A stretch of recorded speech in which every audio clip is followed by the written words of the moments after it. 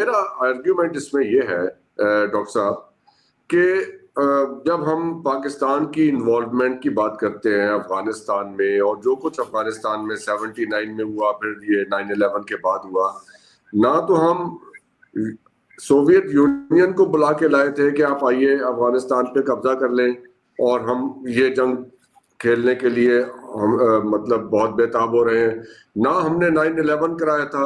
یہ پہلے ایپیسوڈ کے اندر تو صاحب یہ سوویت یونین آیا، اس کے بعد سعودی فنڈنگ پاکستان میں آئی، یہ 1 راکٹ مینار بنے، اس کے بعد یہ مدرسوں کی فنڈنگ وہاں سے آئی، وہ تو دودھ کے دھلے ہو کے سائڈ پہ ہو گئے۔ پھر جو 9/11 ہوا تھا اس میں سارے سعودیز تھے، ایک بھی پاکستانی نہیں تھا۔ اسامہ بن لادن بھی چلے وہ یہاں سے پکڑا گیا یا نہیں پکڑا گیا، جس پہ علیحدہ بحث ہے، لیکن he was also Saudi national. یہ سارے دودھ کے دھلے ہو کے اچھے بچے بن کے کلف لگے کپڑے صاف ستھرے پہن کے علیحدہ سائڈ پہ ہو کے بیٹھ گئے، ہمارے گلے یہ زندگی بھر کے لیے مصیبت پڑ گئی، یہ الزام۔ اچھا سر، اجازت ہے؟ جی جی پلیز سر، یہ آپ کے سامنے رکھیے۔ بہرحال یہ میں تو بالکل اسٹریٹ بات کی ہے، یہ پولیٹیکلی کریکٹ ہو کے پہلے آپ نے نیشنل ایکشن پلان پہ سائن کر دیا اس وقت اچھے لگنے کے لیے، and then you didn't mean it, بس چلے ایسے ہی ہے۔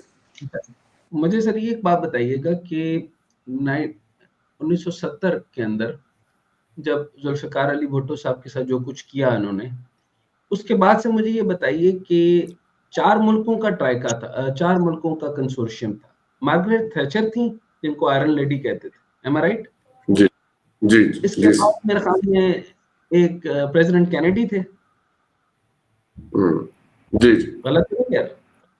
تیسرے جیمی کارٹر تھے، جیمی کارٹر تھے، دوسرا مارگریٹ تھیچر تھیں، ضیاء الحق تھے، اور چوتھے کون تھے؟ اور چوتھے سے مراد مطلب رونلڈ ریگن آئے تھے نا، وہ بالکل۔ بلکہ آپ کی اجازت مجھے یاد آیا، میں کہیں پڑھا تھا کہ جب ضیاء الحق صاحب نے اقتدار سنبھالا تو جیمی کارٹر گیو ہم این اینگری فون کال، اور اس کے کچھ دن بعد ہی یہ سوویتس وہاں پہ آ گئے، اور Zia ul-Haq sahib very happy after that, you know. مجھے بتائیں کہ یہ Margaret Thatcher, Jimmy Carter, Ronald Reagan, اس کے درمیان میں ضیاء الحق صاحب کیا کر رہے ہیں؟ یہی تو انٹرسٹنگ پارٹ ہے، مطلب آئرن لیڈی، فری ورلڈ کی ایک فری وومن، اور ایک اسلامسٹ کی سب سے بڑی حمایتی، کیا خوبصورت، واہ۔ یہاں سب سے پہلے تو میری ریکویسٹ ہوگی کہ رفعت عالم صاحب میرے ساتھ تشریف رکھتے ہیں، یہاں پہ تشریف فرمائیں، تو وہ بھی تشریف رکھیں اور کوشش کریں کہ آج چھوڑ کے نہ جائیں، اور سجاد انور صاحب جو ہیں وہ تشریف رکھیں چھوڑ کے، اور اگر مجھ سے کوئی نفرت رکھتے ہیں تو دل میں رکھیں، لیکن ابھی فی الحال میری چھوٹی چھوٹی معصومانہ سوالات کا جواب ضرور دے جائیں۔ سر مارگریٹ تھیچر، رونالڈ ریگن، ان میں ضیاء الحق صاحب کا کیا لینا دینا تھا؟ ان کے پاس تو پیسے ہی نہیں تھے۔ سوویت یونین کو توڑنا تھا تو ضیاء الحق کا تو خواب نہیں تھا۔ ضیاء الحق سے پوچھا گیا کہ کیا کرنا ہے، ضیاء الحق کے والد صاحب جو ہے امام مسجد تھے اور دیوبند فرقے سے تعلق رکھتے تھے۔ ضیاء الحق امیر المؤمنین بننا چاہتے، اور یہ امیر المؤمنین بنتے بنتے انہوں نے افغان وار کے اندر جو ہے ان کے جنرل حمید گل نے اس کے بعد یہ الجہاد کا اعلان کر دیا۔ یہ الجہاد کا فارمولا دیا گیا، اور الجہاد اس وقت سے ہماری جڑوں کے اندر اترا، اور ایسا اترا کہ ہم نے حد کر دی، ہم نے دروازے کھول دیے۔ پھر جب ہم نے دروازے کھول دیے تو پاکستان کے اندر جو ہے وہ صرف ایکسٹریمسٹ، یعنی پاکستان میں میس پروڈکشن آف مولویزم ہوا۔ ایم آئی رائٹ اور رانگ؟ اگر یہاں تک غلط کہہ رہا ہوں تو مجھے پلیز کریکٹ کر دیجیے۔ اچھا، یہاں پہ دو ایکسٹریمز پیدا ہونے شروع ہوئی۔ ایک سوویت یونین سے سرخے پیدا ہوئے جن کو کارل مارکس کی معیشت کا اللہ کی قسم کھا کر کہتا ہوں کچھ پتہ نہیں۔ آپ حسن نثار کو بلا لیں اور اسے کہیں کہ ایکولیبریم کا جو ہے وہ ٹوٹل فارمولا مجھے بتا دے، وہ نہیں بتا سکے گا، اس کو معیشت کا الف بے نہیں پتا۔ اچھا، فیض احمد فیض سے اگر اکنامک ایکویشن پوچھ لیں کہ کارل مارکس معیشت کے اندر جو ہیومینٹیرین ڈیزائن ڈیولپ کرتا ہے اور وہ کہتا ہے ہنگر کے خلاف ہم نے کیسے متحد ہونا ہے، تو اس کا طریقہ کار کیا ہے اس کو نہیں پتا۔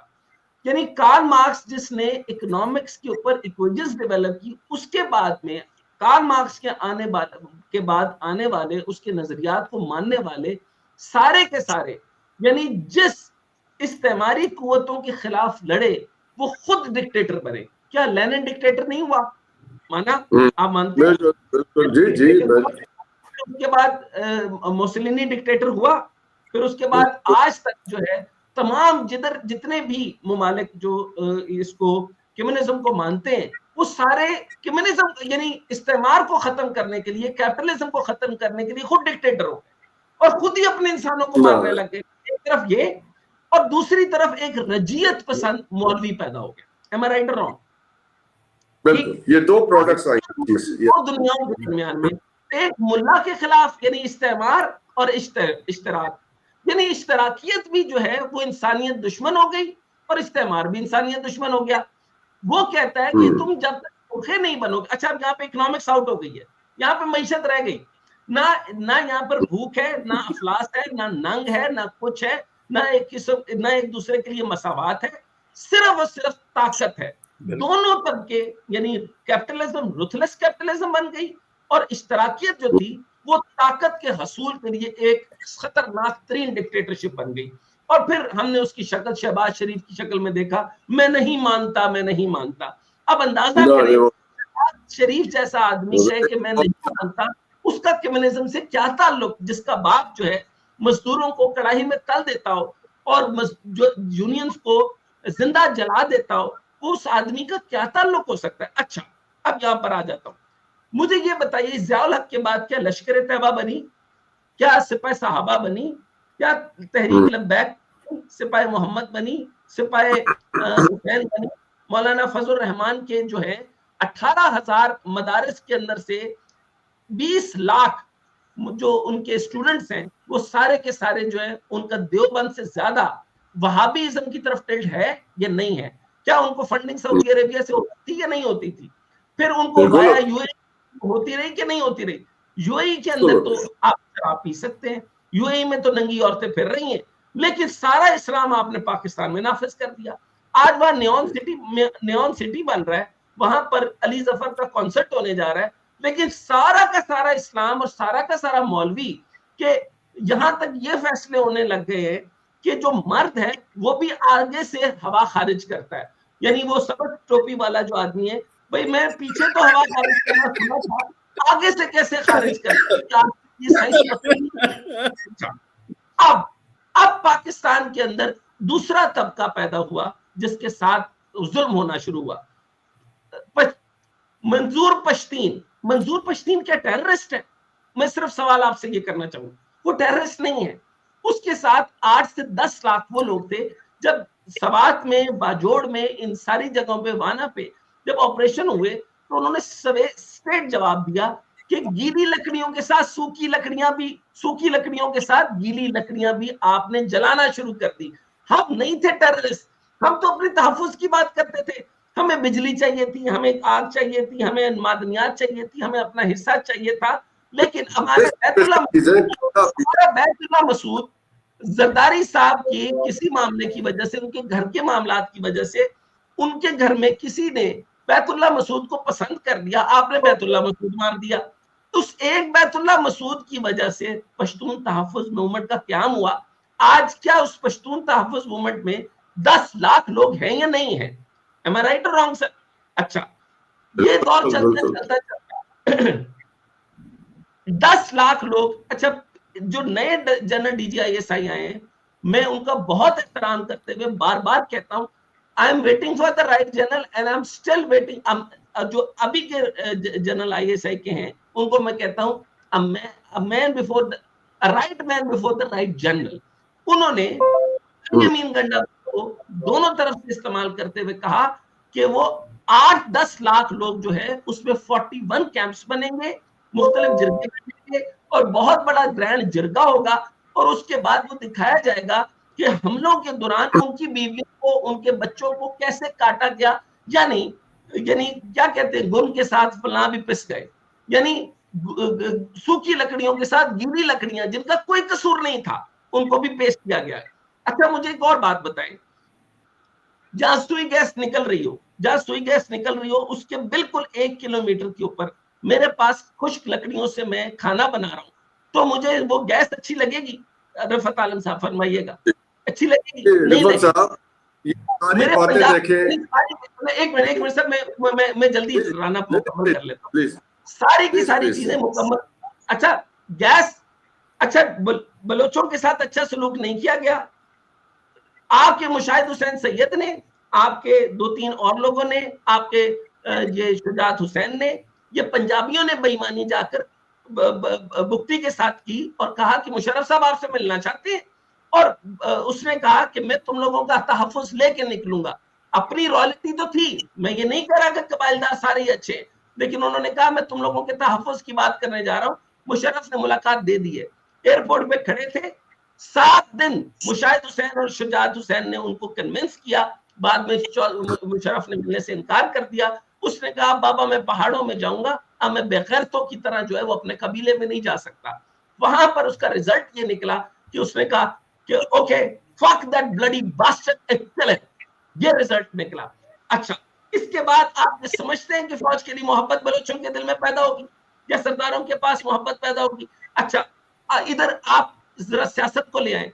क्या सियासियों ने इनके जो इनके आज वो कौन है एक आदमी जिसकी अभी तक सियासत चल रही, दो उसके कॉन्सिक्वेंसेस बनती है, वो हमेशा से अजल से 1947 से आज तक वो कभी उसका खानदान उन दो कॉन्सिक्वेंसेस से हारा ही नहीं है।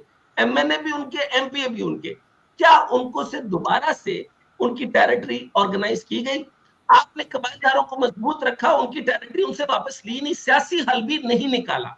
अच्छा, यानी कबाइलदारों को मजबूत भी किया, अपने लिए इस्तेमाल भी किया, और फिर उनको हक भी नहीं दिया। अच्छा, पश्तून तहफ़्फ़ुज़ मूवमेंट वाले उनको मारते हैं, उन्होंने कहा फौज हमको मारती है, हम तो सिर्फ अपना मुतालबा पेश कर रहे हैं कि बैतुल्लाह मसूद को क्यों मारा? आप जवाब दे देते तो क्यों मारा? अच्छा, उसके बाद जब मैंने आपको ये कहा कि ज़ियाउल हक ने दहशतगर्दी के सारे दरवाजे खोले, तो आपका ये मुल्ला, ये जो क्या नाम है, यानी ये जो उसामा बिन लादेन, आखिरकार सीआईए की उसने, ओबामा ने 26वें चैप्टर में लिखा कि सीआईए की मदद थी या नहीं थी। उसामा बिन लादेन आपको Abbottabad is just few miles away from Islamabad.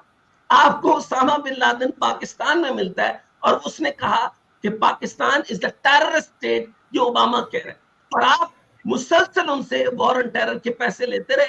80 lakh शोहदा दिए, 80,000 शोहदा दिए, अपने एपीएस के लोग मरवाए, अपने आप को मरवाते रहे। लेकिन वो चंद जनरल जिन्होंने हमारे बच्चों का सौदा तो किया था ना, हमारी इंटेलिजेंस एजेंसी कहाँ थी? वो इंटेलिजेंस एजेंसियां कहाँ थी? अच्छा, मुझे ये बात जायज, ये सवाल जायज है। आधा मिनट आपके सामने आप बड़ी इंपॉर्टेंट बात अर्ज करने लगा। अब ताजा खबर ये है, अमेरिका का शामी बागियों के साथ पहला बराह रास्त राब्ता हो चुका है, और अमेरिका के बाद बरतानिया का भी तहरीर शाम से राब्ता हो चुका है। तहरीर शाम है, आईएसआईएस है, दाइश है, और अलकायदा है, यानी उसका बना हुआ मोहम्मद बिन अल-जौजी जो है, मोहम्मद बिन अल-जौजी, वो जो है वो इस टाइम पर दाइश का रहनुमा है, और उसके अंदर जो, यानी इसका मतलब हुआ अरब के अंदर जो है वो एक्सट्रीमिस्ट लीडर बना दिया गया। और हमारी सबसे बड़ी पनाहगाह क्या है? केपीके, और यहां पर आके तालिबान को ठहराया गया। मेरा सवाल आप लोगों से ये है कि मेरे फूल जैसे बच्चे जब मरे तो इंटेलिजेंस एजेंसीज कहां थी? वो कहां थी? वो सवाल किधर जायज थी? है, ये सवाल आपका बिल्कुल जायज है। रिफत आलम साहब, जरा इस दो मुल्क को चीज किसने आग लगाई थी? सामने आ गई, आपके सामने एक चीज रखते हैं सर। आखिरी दो बात भी कर दूं सर। एक तो पश्तून तहफ़्फ़ुज़ मूवमेंट को जवाब नहीं दिया गया। सानिया एपीएस के वक्त अली अमीन गंडापुर जो तो नहीं था। मुझे ये बताइए कि 1971 में जनरल याहिया खान नूरजहां के साथ रंग रलिया मना रहा था और नशे में धुत था, वो क्या कर रहा था?